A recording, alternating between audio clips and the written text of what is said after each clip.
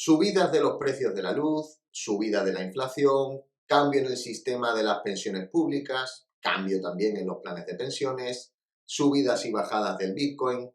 La verdad que este 2021 no ha estado exento de noticias que nos han cogido más o menos desprevenidos, pero que al final tenemos que ver cómo nos han afectado.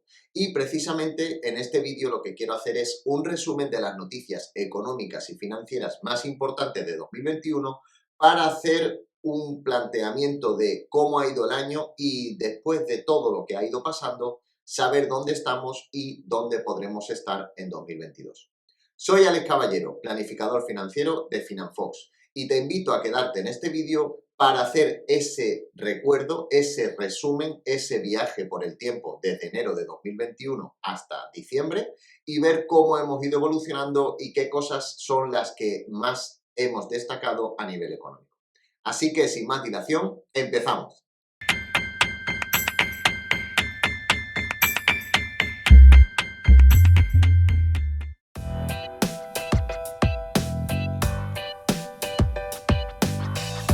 Pues vamos a empezar este resumen del año hablando un poco a nivel general de cómo ha ido la evolución en los mercados financieros.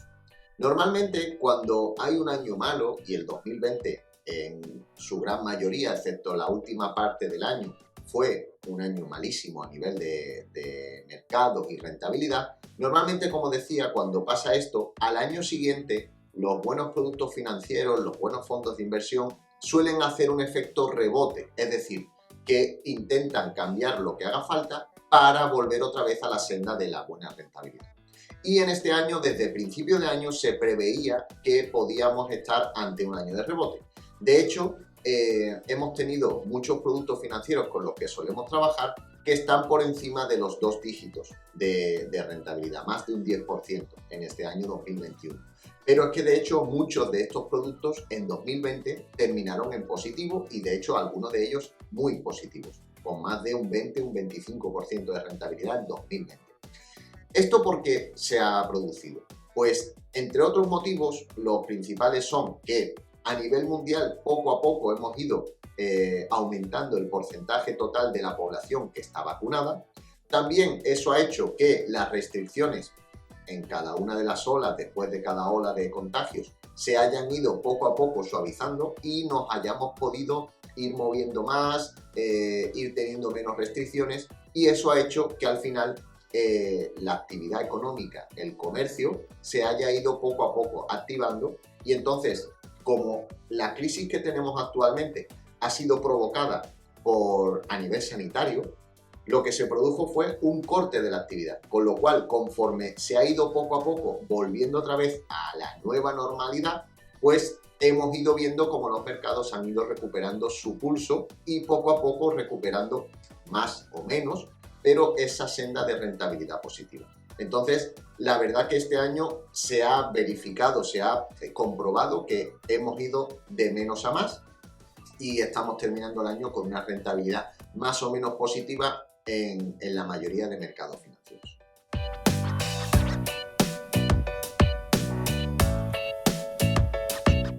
En julio del año 2021, el ministro de Seguridad Social, José Luis Escrivá, anunció que tenía la intención de reformar el sistema público de pensiones. Como sabrás y como recordarás, eso provocó un revuelo porque, al fin y al cabo, aquí en España cada vez somos una población más envejecida, con lo cual implicaba tocar algo que es muy importante para muchos españoles.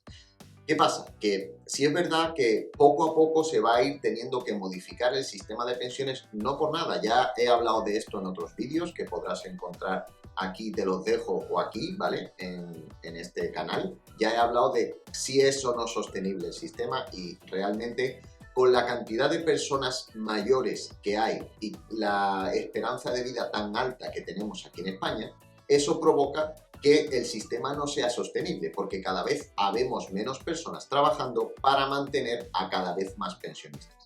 Entonces, el ministro José Luis Escrivá anunció que iba a modificar poco a poco el sistema de pensiones público y, entre otras cosas, lo que iba a hacer era aumentar el cómputo de años para poderse jubilar con el 100%, penalizar también las prejubilaciones para intentar que la gente trabaje lo máximo posible y que no se jubile antes del tiempo normal, digamos, y luego también revalorizar las pensiones con el IPC. Aquí hay que tener en cuenta que revalorizar las pensiones con el IPC puede provocar que no sean sostenibles. Es decir, que aunque se haya hecho las reformas para generar esa sostenibilidad, el que pongamos las pensiones cada año y las actualicemos con el IPC provoca que al final tenga más gastos el sistema público de pensiones. Entonces ahí, bueno, es un poco una balanza. Igualmente, la Unión Europea le exigía a España cambios en este sentido para desbloquear las ayudas a nivel económico para el tema de la recuperación del COVID, y entonces esto también fue como una especie de empujoncito que le hacía falta a España para poder poner en marcha, aunque de forma tímida, estas pequeñas modificaciones que, bueno, son unos pasos que habría que ir dando, pero que se quedan muy cortos en cuanto a lo que va haciendo falta. ¿Cuál es el problema? Pues el de siempre, que al final hay muchas personas que están jubiladas o próximas a jubilarse y muy pocas personas que trabajan, con lo cual el sistema no es sostenible. No podemos pretender seguir cobrando las mismas pensiones que había antes con nuestros abuelos o con nuestros padres, porque al final eso ya no es posible, dado que no se cotiza lo mismo. Entonces, al no cotizarse lo mismo, al no haber tantos trabajadores, el sistema no da abasto. Así que esta era otra de las noticias muy importantes que se han dado en este 2021.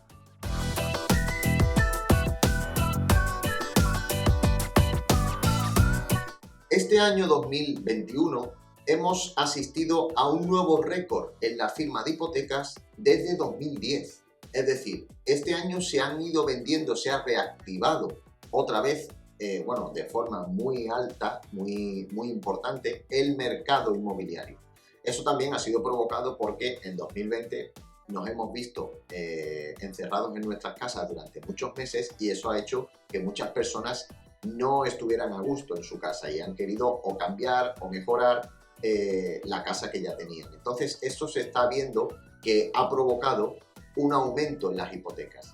Pero es que además de eso, en verano también asistimos a la noticia de que se dejaba de calcular las plusvalías por las ventas de los inmuebles de la manera antigua.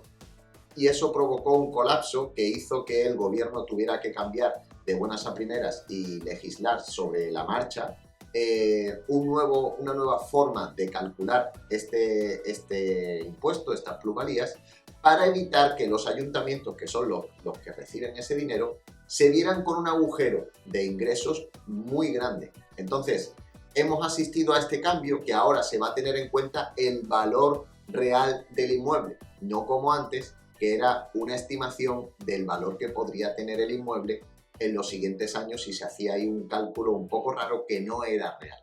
Entonces, esto habrá que ver cómo afecta ya un poco más un año completo, el año 2022, al sector inmobiliario. Pero en principio, tal y como va la cosa, no parece que vaya a afectar mucho.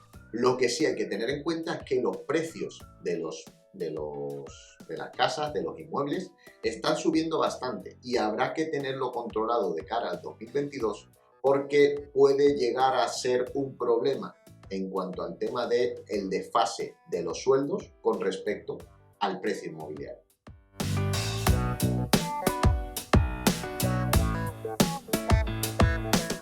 Este año hemos asistido también a una particular montaña rusa en cuanto a criptomonedas y Bitcoin, porque hemos asistido cómo subía a máximos históricos y en mayo pegaba un batacazo muy grande, y luego ahora también a finales de año, en noviembre, diciembre, también hemos visto cómo bajaba su valor bastante. Entonces, esto viene a corroborar lo que ya hemos hablado en este canal, que aquí te dejo también los vídeos sobre el Bitcoin y criptomonedas, que este tipo de activos financieros son muy volátiles. Entonces, a nuestros clientes les decimos que si quieren invertir en criptomonedas, que lo hagan, por supuesto.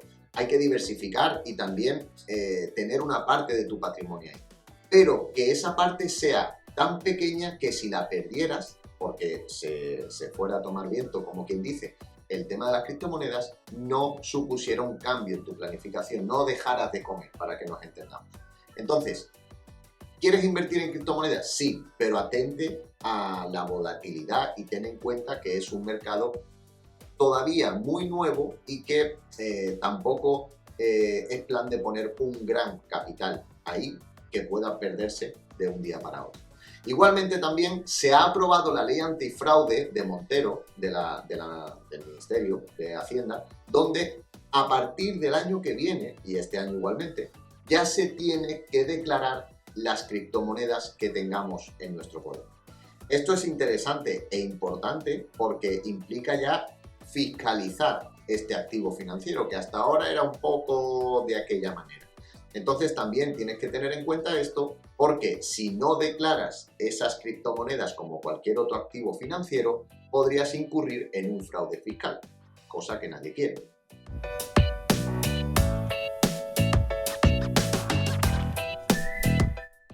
A fecha de la grabación de este vídeo todavía no ha terminado diciembre y no sabemos cómo va a terminar el año. Pero en noviembre de 2021 el IPC marcó un récord de los últimos 29 años, estando en un nivel del 5,6%. Esto es una barbaridad y en su mayoría está provocado, como ya sabes, por el precio desorbitado que está teniendo la luz, el precio de la luz y sobre todo también de los combustibles en lo que llevamos de 2021. Hay que tener en cuenta que la media de los últimos 20 años en cuanto al IPC está en torno a un 2,5%. Es decir, es más del doble de un año normal.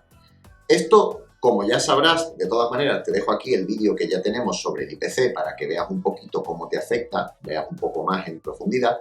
Como sabes, esto implica que tu dinero vale menos. ¿Por qué? Porque si los precios de la cesta de la compra suben de un año para otro un 5,6% y tu sueldo no sube en consonancia y tú no haces que tu dinero crezca en al menos la misma medida que sube el IPC, eso implica que tu poder adquisitivo baja. Porque si los precios suben y tú tienes el mismo dinero, vas a poder comprar menos, ¿vale? Entonces, fíjate lo que ha subido este año, que es una barbaridad.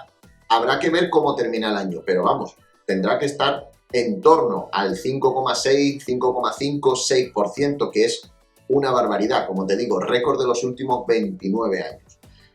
Esto es importantísimo porque el IPC es un enemigo invisible de nuestra inversión y de nuestros ahorros. Nos ataca sin darnos cuenta, pero nos afecta a todos. Da igual que tengas más capital o menos capital, porque al final los precios suben para todos. Entonces, si tú no consigues que tu dinero trabaje para ti, lo que estás haciendo es que ese dinero pierda al menos un 5%.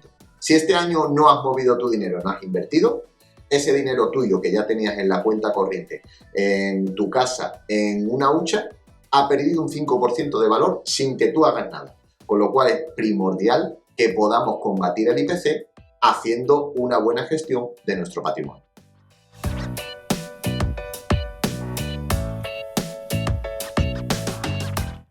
Si alguien pensaba que el cierre de sucursales bancarias era algo provocado en gran medida por la crisis del 2020, con la pandemia, con los cierres y tal, pues realmente no es así, sino que esa tendencia ya venía de años anteriores. Pero es que se sigue provocando y se sigue acentuando ese cambio de la banca más tradicional con sucursales físicas a la banca más digital, digamos, más tecnológica. Además, las fintech, también tenemos un vídeo sobre las fintech, aquí te lo dejo, y un artículo en nuestro blog. Las fintech han venido para quedarse. Son esas entidades financieras que aprovechan las nuevas tecnologías para llegar a nosotros sin que tengamos que mover un dedo. Bueno, sí, tenemos que mover un dedo, pero en el móvil, a través de la página web, pero sin desplazarnos. ¿Recuerdas cuándo fue la última vez que fuiste a una sucursal de tu banco?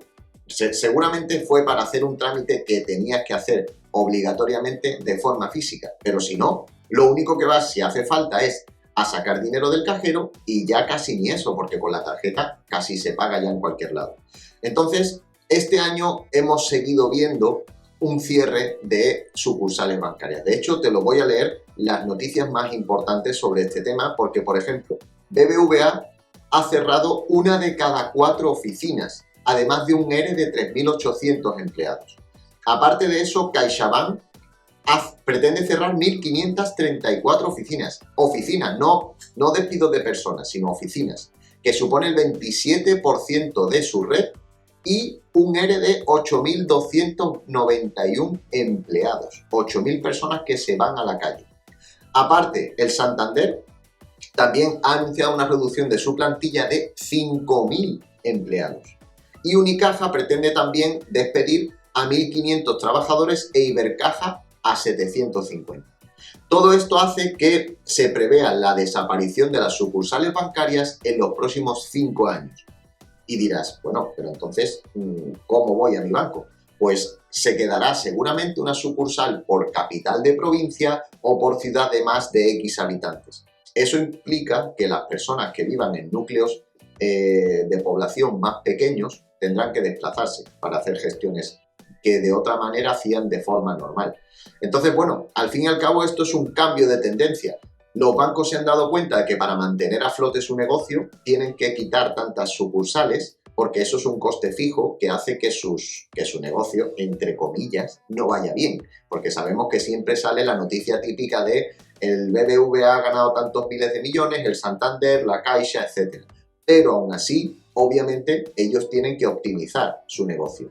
Y al final, si los usuarios utilizamos menos la sucursal y más las aplicaciones, pues eso implica que tienen que cambiar su modelo de negocio.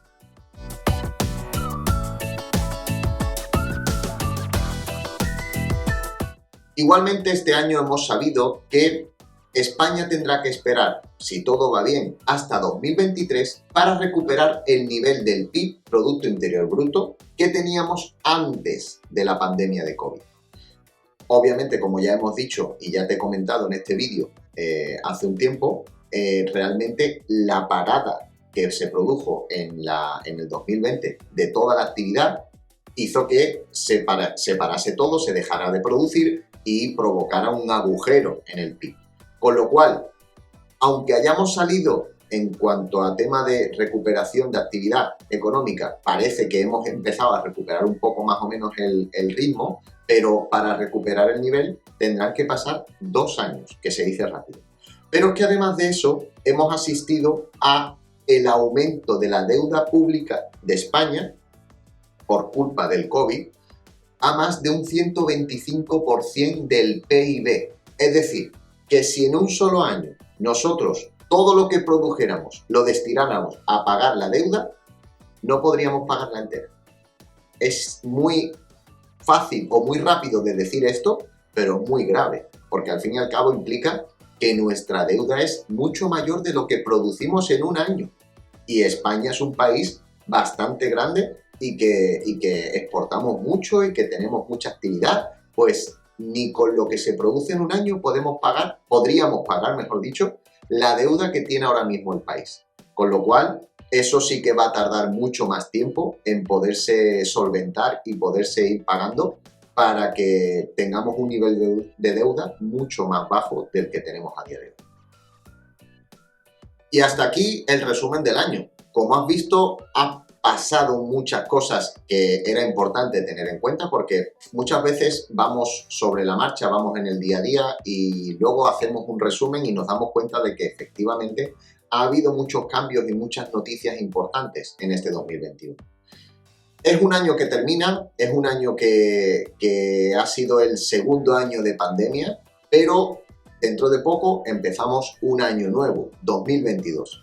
Y como siempre les decimos a nuestros clientes, ahora es cuando uno se hace propósitos y se pone, digamos, en una lista lo que quiere hacer de cara al año siguiente. Entonces, una de las mejores cosas que puedes hacer si todavía no lo has hecho es ponerte como propósito planificarte mejor a nivel financiero, de tal forma que el año 2022 vaya mejor a nivel personal, a nivel de salud, pero también a nivel financiero y que consigas que tu dinero empiece a trabajar para ti.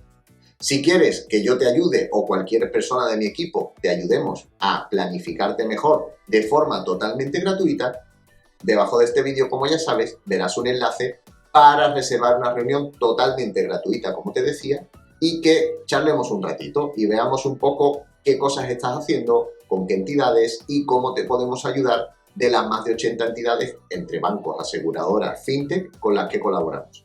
Así que, sin mucho más que decirte, espero que pases una feliz Navidad, que disfrutes de estas fechas con tus familiares y con tus amigos y nos vemos en el siguiente vídeo.